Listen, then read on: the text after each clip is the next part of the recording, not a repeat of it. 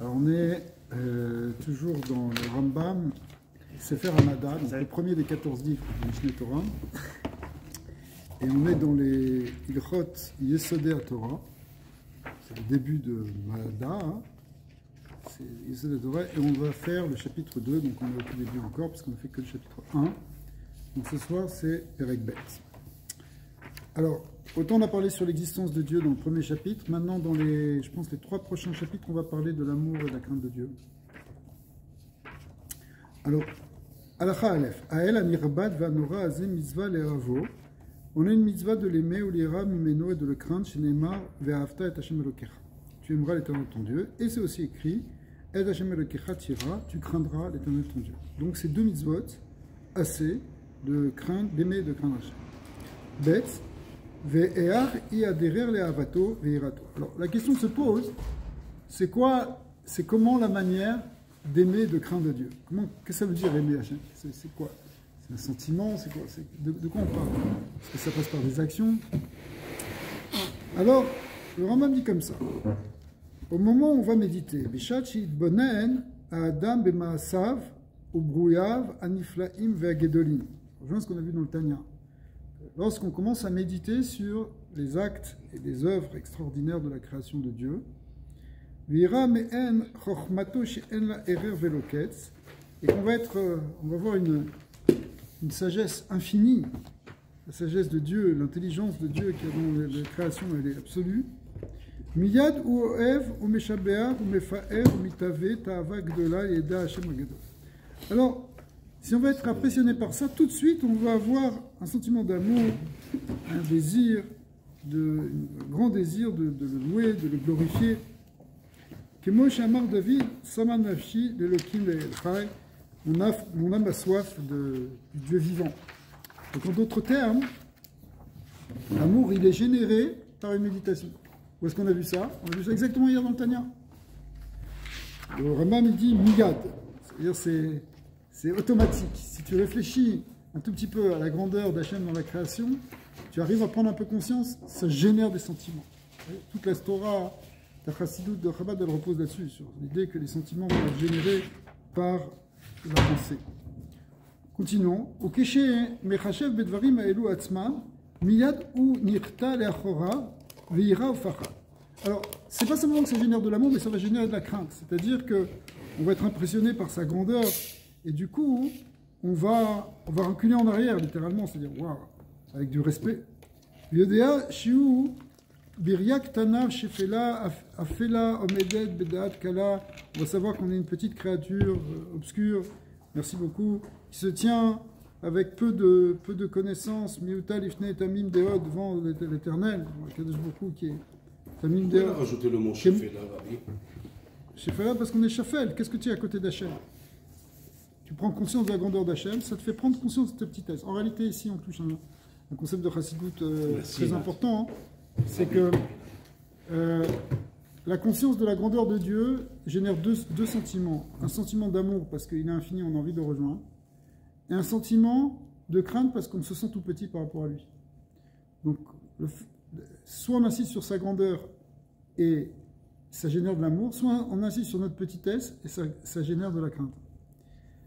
Alors, comme il a dit David, qui ere'esh shamecha ma'aseh etzbotecha, lorsque je contemple tes cieux, l'œuvre de tes doigts, eh bien, plus loin il dit, ma'enosh kitzkerenu. Qu'est-ce que l'homme pour que tu penses à lui? C'est-à-dire, tu comprends la grandeur d'Hachem, et du coup, tu ressens la petitesse de l'homme. Ou les filles advarim ma'elu, ani mevaer klalim gdolim mima'aseh ribon haolmim. Donc, à partir de là, je vais pouvoir expliquer des grands principes du maître du monde, pour qu'on puisse comprendre, avoir une ouverture pour comprendre qu'est-ce que c'est que l'amour d'Hachem.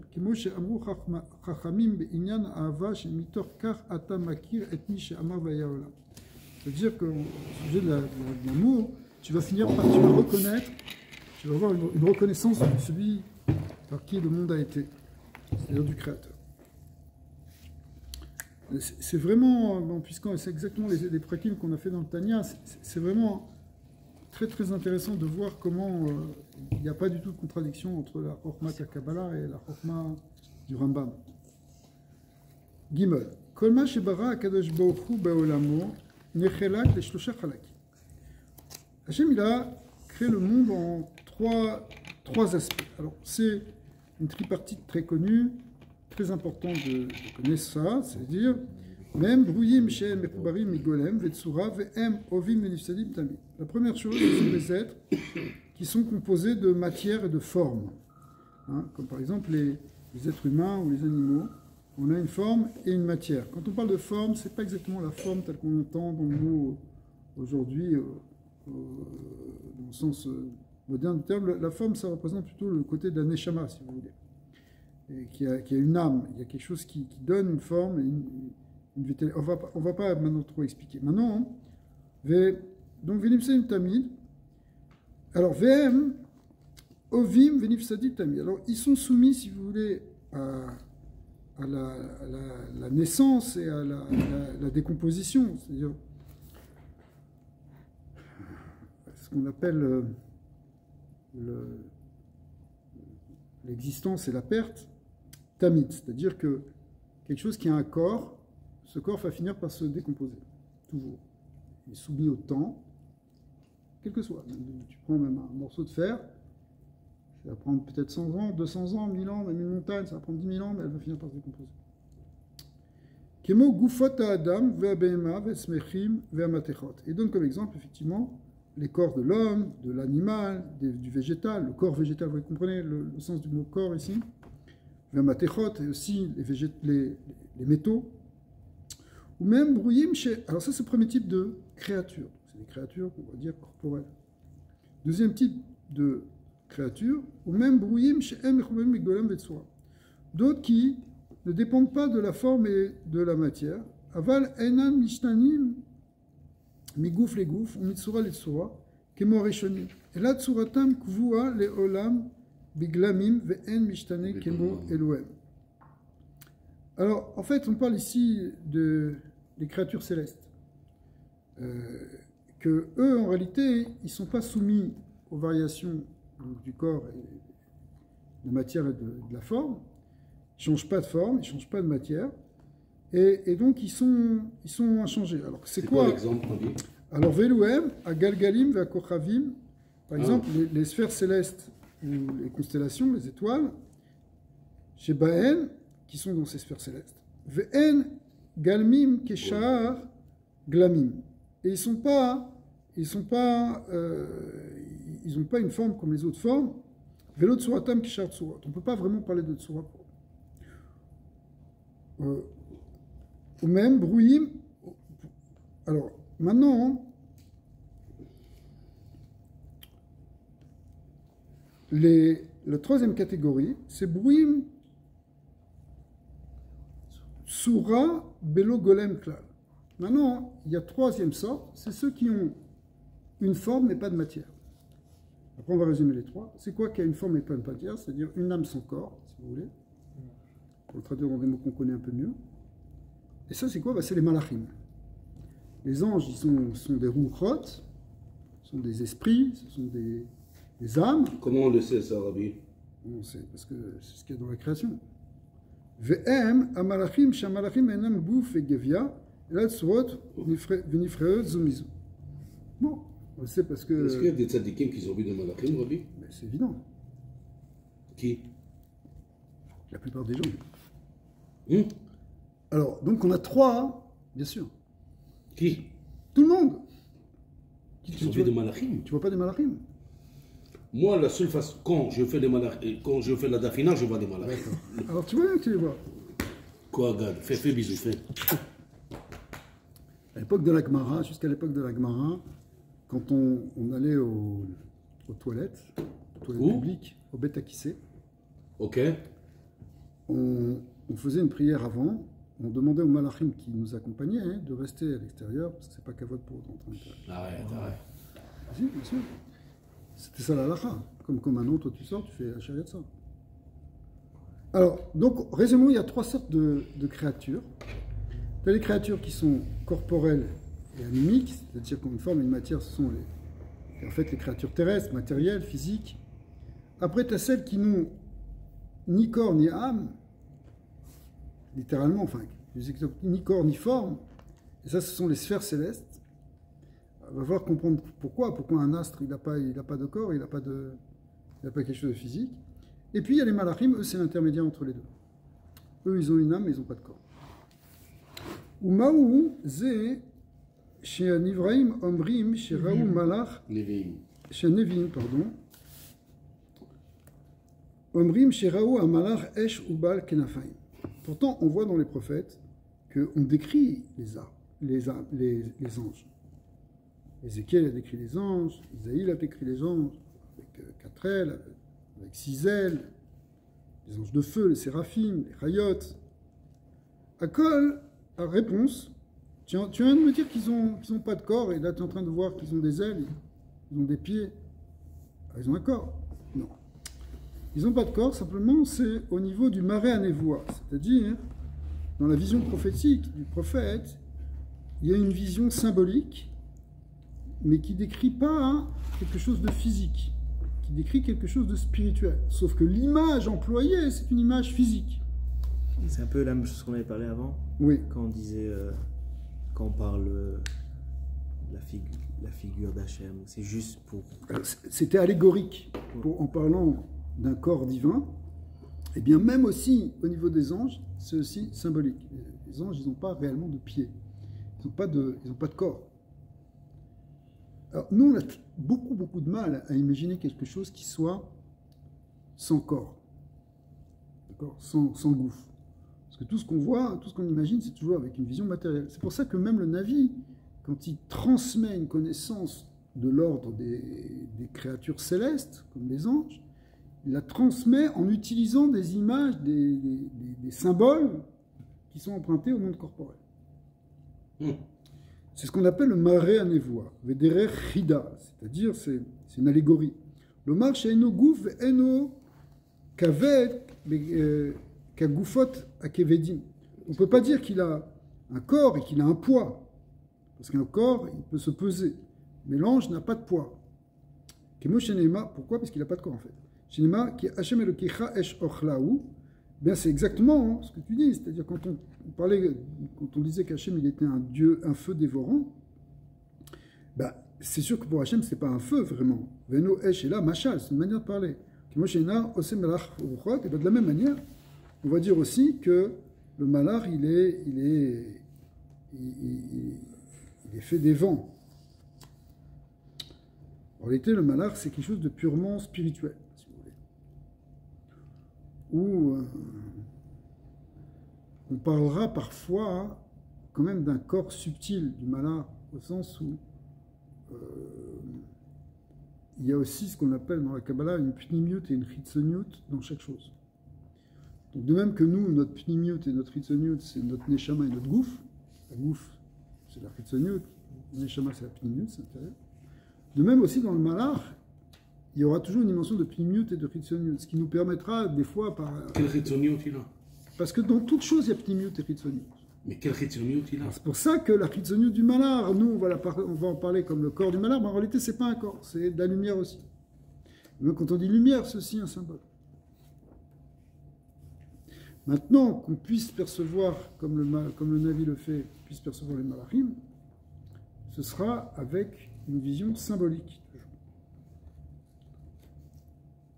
Alors, si c'est comme ça, nous, dans le monde physique, on comprend qu'il y a des différences entre différents corps. Le corps de cette table, le corps de ce verre, le corps de ce livre. Et on va dire, c'est pas la même texture, c'est pas la même taille, c'est pas la même... Mais qu'est-ce qui fait qu'on va distinguer des rouchot, des esprits, des âmes? Quoi? Parce que c'est pas physique. Comment est-ce qu'on peut les distinguer les unes des autres? C'est la question qui est posée dans la Hachaï. Puisqu'elles ne sont pas corporelles, comment tu peux les distinguer les unes des autres? Les fiches Einan Shavim Bemetziut. Alors la réponse c'est que elles ne sont pas exactement, elles sont pas dans le même niveau d'existence. C'est des degrés d'existence qui les séparent. C'est pour ça que tu vas avoir des malachim dans tous les plans, dans tous les mondes spirituels évidemment. Par exemple dans le Olam HaYetzira, tu vas avoir toute une série de de degrés de hiérarchie de malachim, qui seront les uns les plus élevés que les autres. Après, dans l'Olam brillant encore. Et tous ces anges-là, en réalité, ils correspondent à des niveaux de Metsiout, d'existence. Ils ont une existence plus élevée. Ils sont quoi? Ils sont classés par l'importance de leur mission? Je sais pas comment. Alors, dans les Sforim de Kabbalah, on explique que plus un monde il est proche du Or En Sof, et plus il est élevé, ce monde. C'est-à-dire quand tu montes dans les mondes, en fait, tu montes dans des mondes qui sont dans une proximité plus grande ou dans un dévoilement plus grand du divin. Donc les malachim d'Atsilut, c'est les plus élevés. Je ne sais pas si on peut parler vraiment de malachim d'Atsilut, parce que dans Atsilut, on est déjà au-dessus des malachim, on est dans le divin. Mais les malachim de Bria sont plus élevés que ceux de Yetzira, et qui sont plus élevés que ceux de Asiya. Et même dans le Olam à Yetzira, par exemple, il y a toutes sortes de hiérarchies qui correspondent aux différents niveaux, degrés qui correspondent aussi... Comme par exemple, il y a les malachim de Chutz Laaretz. Aussi, c'est pas la même Metsiout, bien sûr, parce que le Chutz Laaretz, c'est un niveau d'existence inférieur par rapport au niveau d'Eretz Israël. Donc c'est vrai pour la terre elle-même, déjà. C'est pas la même Metsiout Eretz Israël que la Metsiout de Chutz Laaretz. Il y a quelque chose de plus élevé, de plus kadosh, donc de plus proche d'Hachem. Tandis que les yeux d'Hachem, ils sont en permanence sur cette terre d'Eretz Israël, ça prouve qu'il y a une plus grande proximité avec le divin. Bon, ce sont des questions très profondes, parce que ça veut dire quoi être plus proche d'Hachem, etc. Mais malgré tout, c'est comme ça qu'on explique des degrés, c'est pas des degrés dans la différence physique, mais dans le niveau d'existence. Si on veut suivre ici, chez Enan Shavim be Metziuta, et la kol echad me'en le matamima alato shel chavero, ve'u matsui mikoroze le malzimize.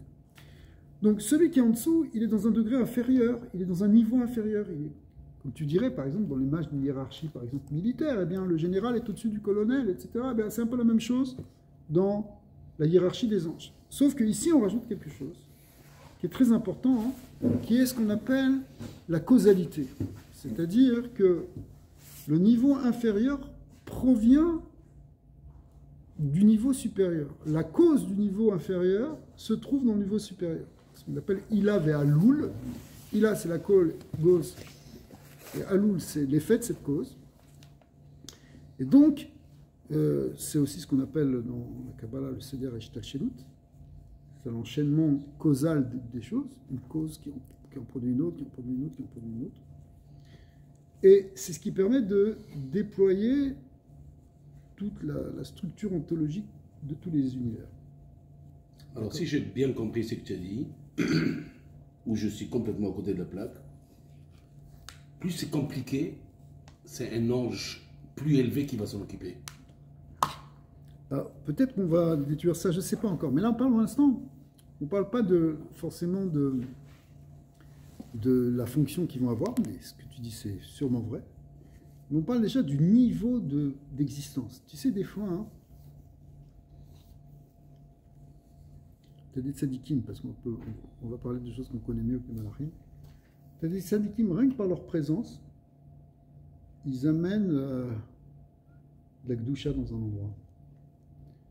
Quand on dit le fameux verset que tu aimes bien dire que Vayetse Yaakov Miversheva, Pana. Pana Ziva, Pana Oda, Pana Hadara.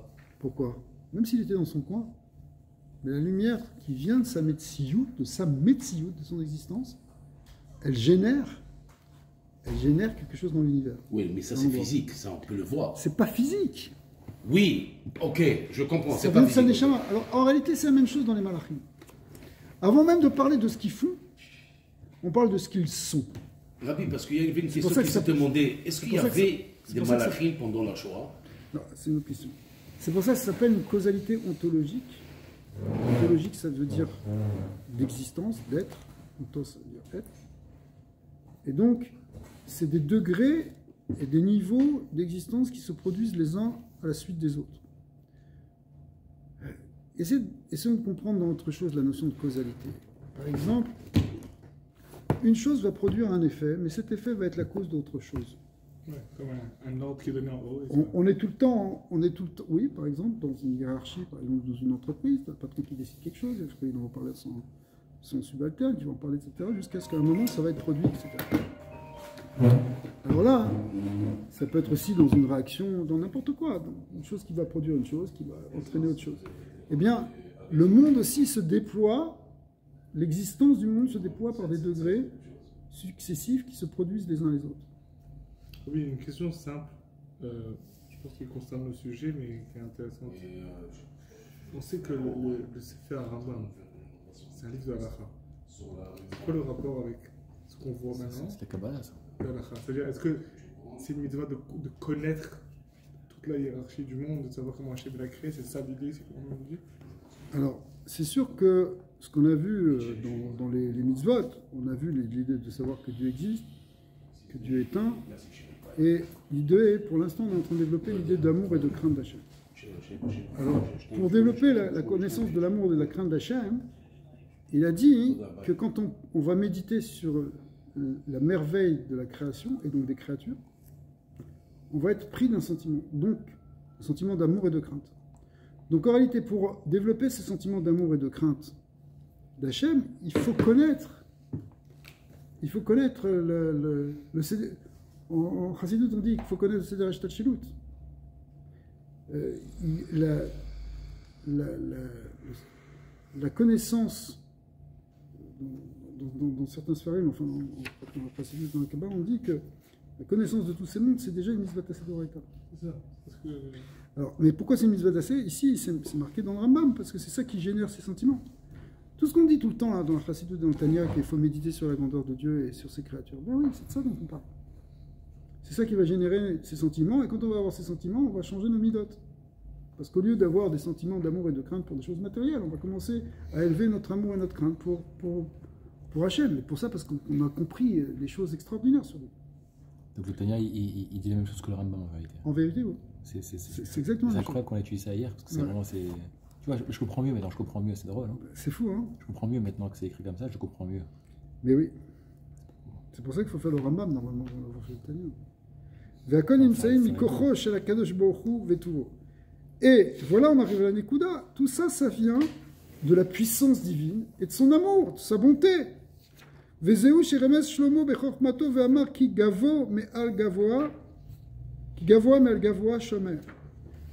Là-bas, il parle, ce pasouk, il exprime en réalité, ce pasouk, il explique la hiérarchie justement des malachim, qui gavoa, mais al gavoa shomer, ça représente au-dessus d'un ange, il y a un gardien qui est plus élevé, un gardien qui est sa cause en même temps. Et au-dessus, il y en a encore un, et tu peux monter de degré, de degré, de degré. Il y a des milliards de degrés. Vav. Ze shamarnu le mata mima'alato shel chavero, ena ma'alato makom. Alors quand on dit qu'il y a un ange qui se trouve en dessous de l'autre, c'est pas un niveau physique. On parle pas, puisqu'on ne parle pas de quelque chose de matériel. Kemo Adam chez chef les Mahalam et Chavero, comme quand tu dis, bon, il y en a un qui habite au premier étage, l'autre au rez-de-chaussée. Et là, Kemo chez Omrim, Beshne Chachamim, Echad Gadol mi Chavero, Bechokma, chez les Mahalam, mi Mahalato, Shelze. L'exemple le plus simple, il nous le donne, c'est tu compares deux sages, tu vas dire, il y en a un qui est au-dessus de l'autre, parce qu'il a plus de Chokma. Donc ici, sa Metsiout est plus grande à celui-là que celui qui est en dessous. Il n'y a pas de corps. Par les anges. Kemo chez Omrim, Beila, chez les Mahalam, Minahalu. Voilà le terme ici, parce qu'on dit que la cause elle est plus élevée que son effet. Le petit est contenu dans le plus grand, le bas est contenu dans le haut, et puis il se dévoile à un moment plus bas. C'est comme un déploiement. Alors, ici il va donner le nom de 10 catégories de malachim. Ce qui est très étonnant, ça fait partie des preuves pour ceux qui pensent que le Rambam était aussi versé dans la Kabbalah, c'est que la seule source de cet ordre des 10 malachim, elle se trouve dans le Zohar. Donc il ne se trouve ni dans la Gemara, ni dans les Midrashim. Donc le Rambam, où est-ce qu'il a puisé ça? Il a puisé ça dans les sources kabbalistiques. Et effectivement, Zayin, Shinui Shemot HaMalachim Al-Shem Ma'alatam Hu. Donc les noms des anges, ils dépendent évidemment de leur degré, puisque c'est ça qui les distingue. Ou les Fichar, Nikreaim, Chayot HaKodesh. Et on les appelle, en fait, c'est les Chayot HaKodesh, c'est les plus élevés. Ils sont juste en dessous du Kisei HaKadosh. même aussi au-dessus. Vem les mala minakol, veofanim, alors ensuite il y a les ofanim, verelim, vechashmalim, ou séraphim, ou malachim, c'est des malachim qui s'appellent malachim, veelohim, Elohim ce sont des noms des forces. Oui, mais là ce sont des noms d'anges. Quand on parle des Bnei Elohim, c'est des fils de ces anges-là, qui sont certains types de malachim, qui sont plus bas que, on va du haut vers le bas ici. Et enfin, ou Bnei Elohim, on parle des Bnei Elohim, ou Kruvim, les Kruvim, et ensuite les Ishim. Les plus hauts seraient ta collège, c'est ça? Ouais. Kolelu Asara Shemot, Shenikriu Ben Amalachim, Al-Shem Eser Malot, Shelaen En. Alors, ici on va parler effectivement du terme Malachim d'une manière plus générale. On va dire que ce sont 10 noms qui désignent les anges. Et ils sont désignés par ces noms différents en fonction de leur ma'ala, c'est-à-dire de leur niveau, de leur degré. Ou ma'ala she'en le ma'ala mimeno, et là, ma'ala takel baruchu, i ma'ala tatsura anikret chayot. Alors, le plus haut niveau de tous les malachim, en fait, ce qu'il y a au-dessus, c'est Dieu, si vous voulez. Et c'est ce qu'il nous dit. Au-dessus de ça, il y a un cachet. Eh bien, c'est quoi le plus haut niveau? C'est les chayot. Les fichar ne'eman benevoa, she'en tachak kisei hakavod. C'est pour ça qu'on dit dans les visions prophétiques de Ézéchiel et d'Ésaïe qu'elles sont tachak kisei hakavod. Ou malat asirit, par contre, le 10e niveau, imalat atsura shenikret ishim. C'est ce qu'on appelle ishim. Vem amalachim amedabrim imaneviim venirim laem bemare anevoa. Donc eux, ils s'adressent aux prophètes et ils apparaissent dans des visions prophétiques. Les fichar nikreu ishim shema'alatam chova le ma'alat da'at bnei adam. C'est pour ça qu'on les appelle ishim, parce que en fait, c'est eux qui se rapprochent le plus des bnei adam. Donc ishim qui veut dire littéralement des individus, et ça veut le même mot que ish, mais en réalité, c'est parce qu'ils sont proches. On va voir aussi que ça ne veut pas dire qu'il n'y a pas d'autres malachim qui apparaissent aux prophètes, puisqu'effectivement, ils ont une vision de tous les autres malachim, jusqu'au Krayot HaKodesh. Mais ceux qui viennent dévoiler des secrets directement aux hommes qui leur parlaient, ils sont appelés Ishim. Quand on voit dans c'est là que ça va où l'enfant il est né, l'ange qui est venu annoncer. C'est des Ishim, ça, ces anges-là? A priori, oui. Ils ont la forme d'un homme. Ils apparaissent parfois comme des hommes, comme des guerriers, effectivement. Et qui a parlé à Moshe? Alors, parce que si on dit que Hachem il a parlé directement à Moshe, c'est quoi comment il pouvait parler à quelqu'un qui ressemble plus à un homme et il a dépassé le chayot? Alors là-bas, c'est toute une grande discussion dans les Yashonim pour savoir expliquer qu'est-ce que c'est que la vision que Dieu il a eue au Séné, au buisson ardent, où il a eu un maré Elohim. Là-bas, le pshat que retient le Zohar, c'est que c'est la Shrina elle-même, qui est appelée aussi le Malach Hashem. Et le terme de Malach Hashem peut désigner deux choses. Il peut désigner la Shekhinah ou il peut désigner un Malach. Et suivant le degré dans lequel le Klal Israël il est, où il était à ce moment-là, ça pouvait être soit la Shekhinah, soit le Malach. Et donc avant la faute du Hegel, c'était la Shekhinah elle-même. Après la faute du Hegel, il a dit je vais envoyer mon Malach, mon ange qui va aller devant toi. Et c'est là-dessus que Moshe Rabbeinu n'était pas d'accord. Il a dit je ne veux pas cet ange-là, je veux le vrai ange qui est, et c'est un abus de langage quand on dit le vrai ange, qui est en fait la Shekhinah. Et finalement il a eu gain de cause. La Shekhinah c'est au-dessus de Chayot. Alors Shekhinah c'est déjà Dieu. Donc c'est au-dessus de Chayot. Oui. C'est déjà une liane de Malchut de Hatzil. En sortant de traverser Les la mer. Chayot HaKodesh, elles montent jusqu'au Kisei HaKavod, donc elles sont dans les... Est-ce que le tzaddik, comme par exemple le Rebbe, il peut s'adresser à un malarkel? Ça, c'est une autre question, on va voir après. Ça on verra aussi dans le Chot Avodazat. Et il y a un avis, il est considéré quoi, Rabbi Daniel? Il y a un avis, il est considéré comme un avis qui est devenu un malach abrit. De quelle catégorie il est? Ouais. Ishim. Probablement, je ne sais pas. Peut-être que c'est encore autre chose. Je mérite de le voir. וכל הצורות האלו חיים ומכירים את הבורא ויודעים אותו דעה גדולה עד למאוד. Alors, il faut savoir une chose, c'est que toutes ces créatures-là, elles sont très très intelligentes. elles ont beaucoup de connaissances de Dieu. Beaucoup plus que nous, d'une certaine manière. Kol tsura vetsura, les filles ma'alata, lo les filles godlo. Et quand on parle ici de ces formes, de ces créatures, en fait, c'est évidemment chacune par rapport à son niveau, quand on dit qu'elle connaît Hachem. Pas par rapport au niveau de Dieu lui-même, les filles gdoulato chez Hachem. D'accord ? Parce que qui peut dire qu'il connaît Hachem? Justement, au fond, et là on touche un point qu'on peut dire entre parenthèses, c'est que ce qui détermine le niveau de Metsiout, c'est le niveau de connaissance. C'est-à-dire que plus une personne est élevée, c'est plus elle a une véritable connaissance. On ne parle pas d'une connaissance ici de livre, on parle d'une connaissance directe, une perception et une compréhension. Une compréhension, c'est peut-être pas tout à fait le mot, mais du divin. Donc, comme on ne peut pas comprendre Hachem dans sa totalité puisqu'il est infini, en fait, ton niveau de connaissance, ou le niveau de connaissance de n'importe quelle créature, elle dépend de son niveau d'existence. Ou son niveau d'existence dépend de son niveau de connaissance. Tout ça, c'est juste d'après du point de vue des créatures. Qu'est-ce qui fait qu'une créature est plus grande que l'autre? En fait, c'est celle qui connaît plus Hachem. Donc c'est celle qui est plus proche de lui. Donc c'est celle qui a une métier plus grande.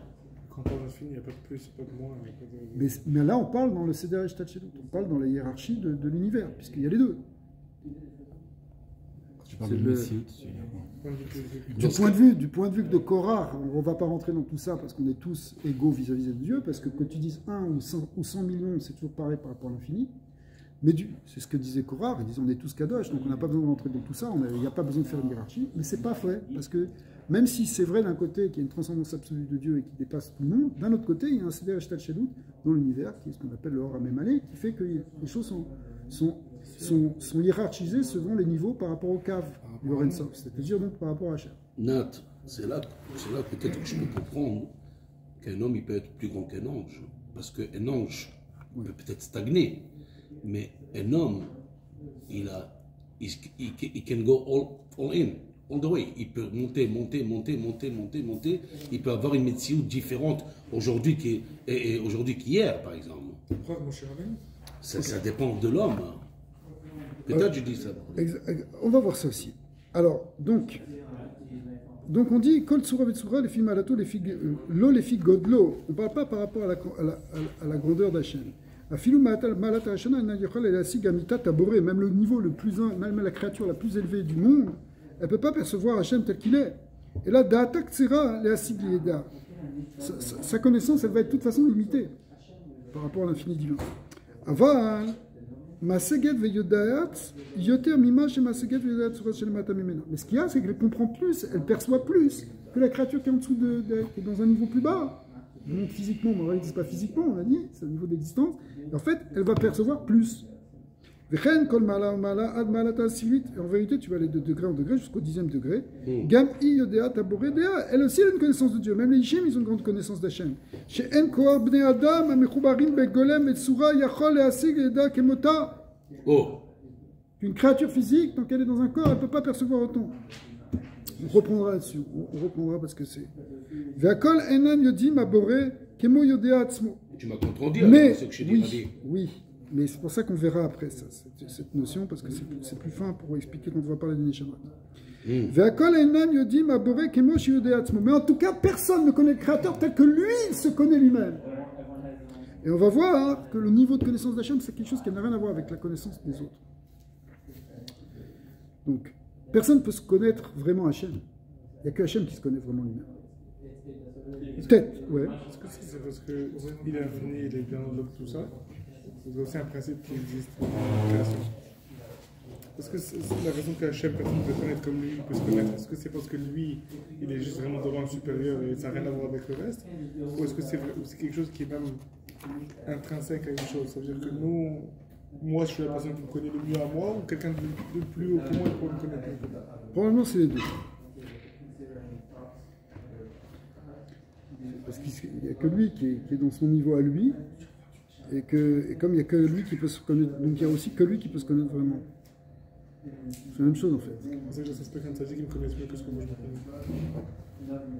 Par exemple. Ouais, mais ça c'est entre des créatures. Ouais. C'est sûr, ça dit que tu connais mieux. Kolaim Saïm Chutz Minabore, Mitsura Rishona Adietush Katan. Alors toutes les créatures, de la créature la plus élevée, hein, on ne parle pas du créateur évidemment, mais la créature la plus élevée jusqu'au dernier moustique, ouais. Enfin, le petit ver qui est au fond de la terre, Akol Mikoar Amitato Nimtsa. Tout n'existe que par son existence à lui, c'est lui qui fait tout exister. Il fait tout exister, Baal Shem Tov, on dira Yesh Me'ayin à chaque instant.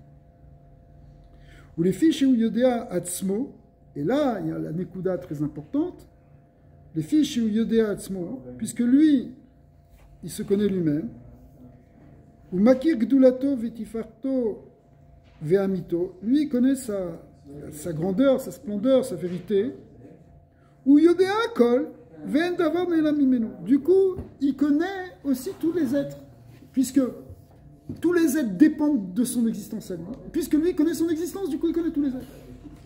Maintenant, on va préciser dans la Chayout, Akadosh Baruch Hu Makir Amito Veyodea Oto Kemoshe. En réalité, la connaissance d'Hachem, c'est la connaissance de sa vérité telle qu'elle est. Ve'eno Yodea Bedat Shi Chutz Mimenu. La grande différence entre nous et lui, c'est que lui, il connaît toutes choses en se connaissant lui-même. Par sa propre connaissance, Dieu, il connaît tout. Puisque tout dépend de lui, tout est en lui.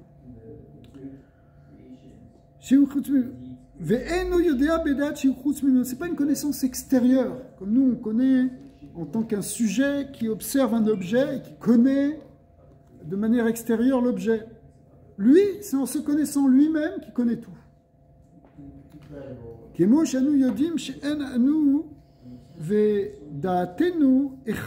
Nous, en fait, on sait que on est différent de notre connaissance. Il y a moi et il y a ce que je connais. Et c'est pour ça que cette connaissance, elle peut grandir en fonction de ce que je vais expérimenter, de ce que je vais apprendre. Mais à Kadosh Baruch Hu, avala borei yitbarer, uvedato vechayav echad, lui et sa connaissance et sa vie sont une. Mikol sad, mikol pina, bekol derer yichud, de tous les côtés et de toutes les manières d'unifier tout ça. En réalité, il est un, il connaît tout par lui-même.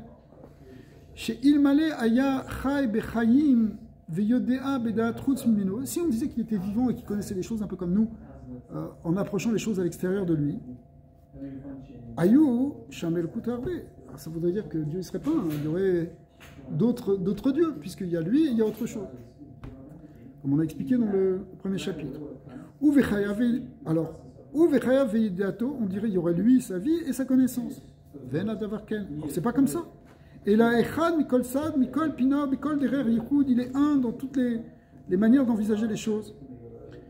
Nimset, Ata Omer, ou Ayodea, donc ça c'est la fameuse phrase absolument fondamentale à connaître par cœur dans le Rambam, et qui est repris d'ailleurs dans le Tanya, dès le premier Pérec et dès le deuxième Pérec, ou Ayodea, Ve'u Ayadua, Ve'u Adea Atzmo.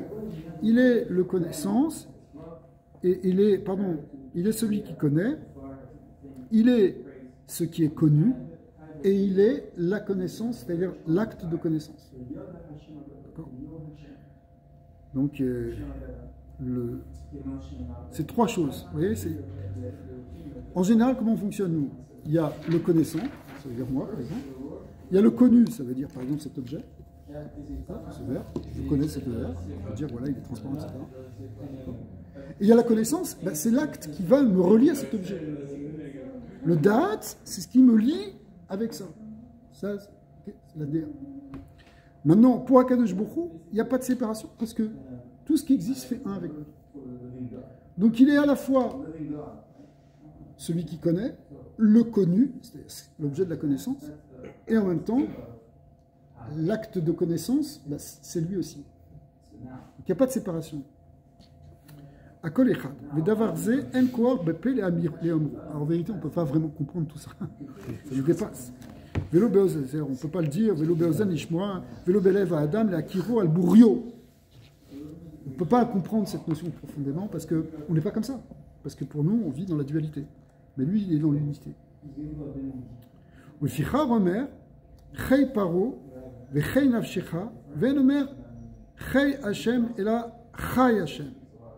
Alors, c'est une petite nuance dans les voyelles. C'est pluriel, le tzedé. Quand on dit Chei Hachem, ça veut dire. Les vies d'Hachem. C'est pas une question de pluriel, je pense. Je pense que oui, Rabbi. Non, Chei Paro, ça veut dire par la vie de Paro. Ouais, je jure, par la vie de Paro. Je vais tenter comme ça, tu vois. C'est par la vie de Paro. Vechei nafshecha, mais c'est par la vie de ton âme. Mais quand on dit Chai Hachem, ça veut dire c'est le Dieu de vie. C'est le Dieu qui fait vivre. She'en aboré vechayav shnaim. On veut dire par là qu'il n'est pas séparé, il est lui-même la vie. Il n'y a pas la vie de Paro, c'est-à-dire il y a Paro et sa vie, et puis la vie peut lui être enlevée, et après ce ne sera plus la vie de Paro, il sera mort. Et quand il a la vie, on lui donne la vie, et après on lui enlève la vie. Non, Dieu c'est la vie. Il est la vie, il est le Chai de la mine. Ouais. Ce qui est curieux, c'est que dans Moussar Rabban, on dit Baruch Chai Olamim. Donc on verra pourquoi. Parce que il est justement Chai Olamim, je pense que le diouk, c'est par rapport à Olamim, justement. Olamim, on parle de Chai.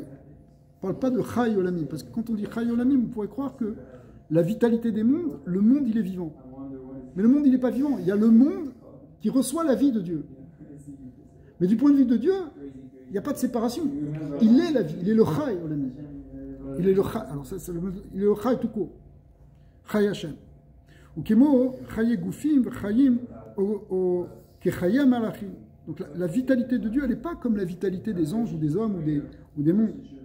Les ficha, en makir abrouyim veyodim mechamat abrouyim kemo shanu yodim otam. Donc c'est pour ça qu'en tant que créature, on ne peut pas vraiment comprendre Hachem, parce que ce qu'on peut comprendre, c'est les créatures. On comprend comment ça fonctionne, mais pour Hachem, on n'est pas dans ce niveau-là. Et là, mechamat atzmo yedaem. Parce que lui, il connaît les créatures par lui-même. Mais nous, quand on connaît une créature, on la connaît comme l'extérieur de nous, pas en nous. Bien que. Les ficha, mipne sheu yodea atzmo, yodea akol, shakol nismar be'aviat. Quand il connaît quelque chose, en fait, il connaît tout, parce que tout vient de lui. Donc, tout ce qu'il connaît, c'est en se connaissant lui-même. Ok, ça c'est aussi un grand principe. Bien que là-bas, le nom Azaken n'y pas, hein, on fait une petite parenthèse, parce qu'il ramène exactement cet halakha, Yodéa, etc. Mais il dit ça c'est au niveau de date de Za. En français, Rabbi. Date de Za. Parce que dans le Ensof lui-même, on ne peut même pas parler de date. Il est au-delà même d'une connaissance. Définir Dieu comme un sechel, c'est pas juste. On ne peut pas croire que Dieu, il est simplement une connaissance. Il est plus, il est autre chose. Dès que tu as dit connaissance, tu as dit quelque chose. Donc c'est plus lui. Mais pourtant, il est celui qui connaît. Il est la source de toute connaissance. Il est le date par excellence. Mais ça veut dire dans un certain niveau, et là on arrive en français, on appelle date de Za, c'est-à-dire dans un niveau de manifestation où il apparaît comme une connaissance. Mais dans son essence, il est au-delà de tout ça. Ok, mieux. Yudalef. Dvarim Elou, Shamarnu, Benyanze, Bishne Prakim Elou. Donc ce qu'on vient de dire dans. C'est la dernière halakha, là, presque. Ce qu'on vient de dire dans les deux chapitres qu'on vient de lire. Kemo Tsipa Minayam, c'est comme une goutte dans l'océan. On n'a encore rien dit. Mimash et Tsari Levaer Benyanze. En vérité, c'est pas dans un petit livre de halakha. Toute la chassidoute, elle est contenue dans ces deux chapitres. Des milliers de livres de chassidoute qui sont derrière. Hein. Il y en a presque des milliers. Hein.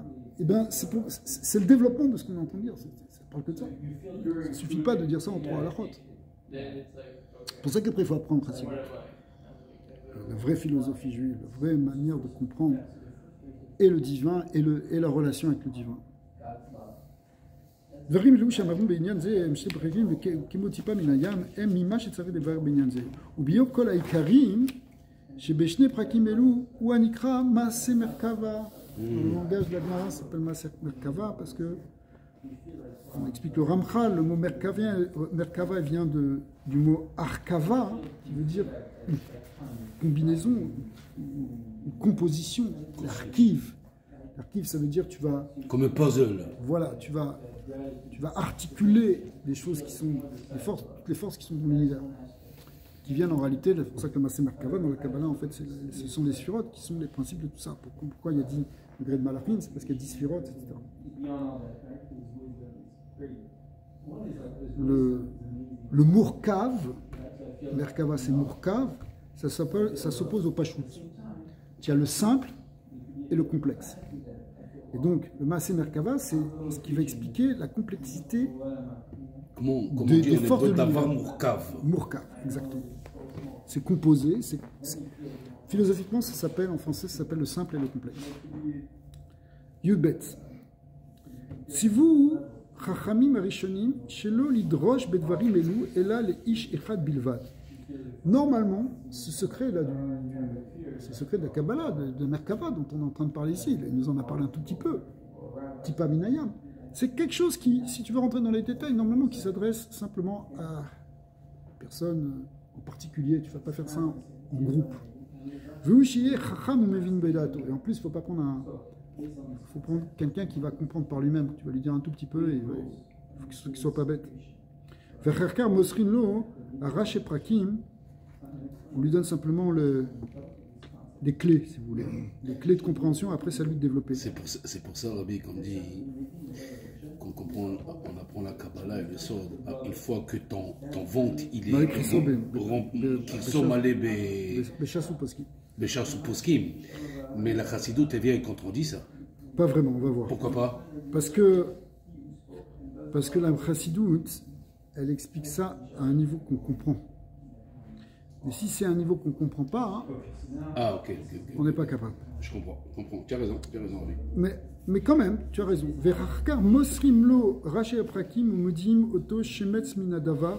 Donc on lui donne des clés, on lui donne un tout petit peu et il va comprendre par lui-même.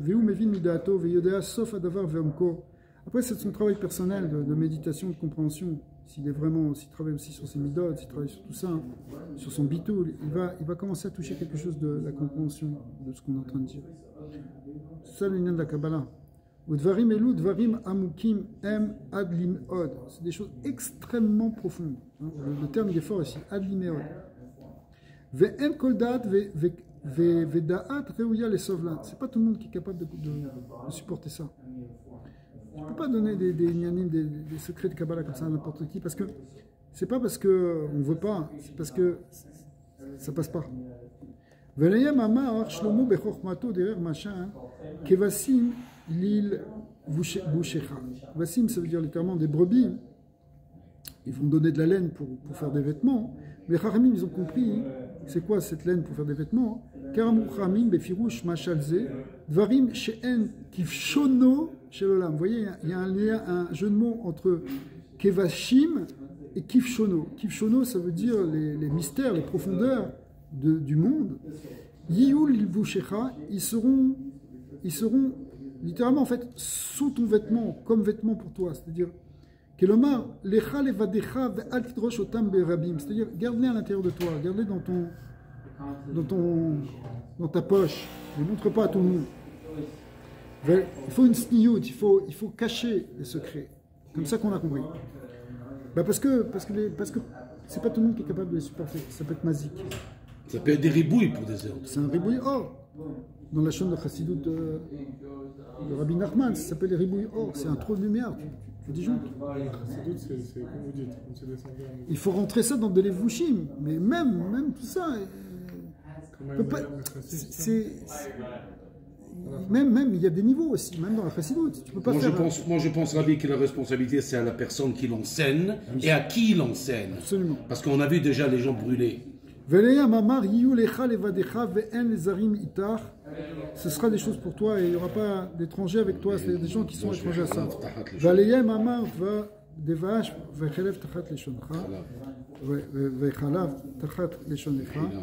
Le miel et le lait seront sous ta langue, car Pirshu Chachamim Arishonim Dvarim She'en Kidvash Vechalav Yiyu Tachat Leshonecha. C'est-à-dire que tu vas les laisser sous ta langue, tu ne peux pas les manifester comme ça.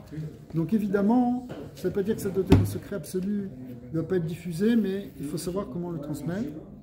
Et effectivement, maintenant, on a eu des kelim, des levushim grâce au Zohar, grâce au Arizal, grâce au Baal Shem Tov, grâce au Balatania, grâce à Beth Nachman, grâce au Sichot du Rabbi, qui nous permettent de véhiculer cette connaissance dans des niveaux qui peuvent atteindre même les gens simples. Je comprends pas une chose. Amen.